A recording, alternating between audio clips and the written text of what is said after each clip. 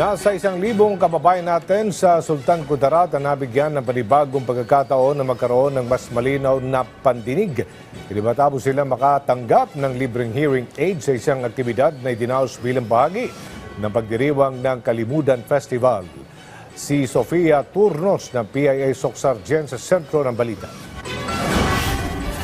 Lubos ang pasasalamat ni Reniel Panuncio, estudyante ng Sultan Kudarat State University, sa natanggap na libreng hearing aid mula sa lokal na pamahalaan ng Sultan Kudarat at isang foundation. Nakatulong po ito ma'am sa pamagitan ng pag na-discuss po yung teacher, malinaw po yung pandinig ko sa kanya ma'am. Salamat ma'am, lalo na po ma'am kay Governor ma'am sa Sultan Kudarat.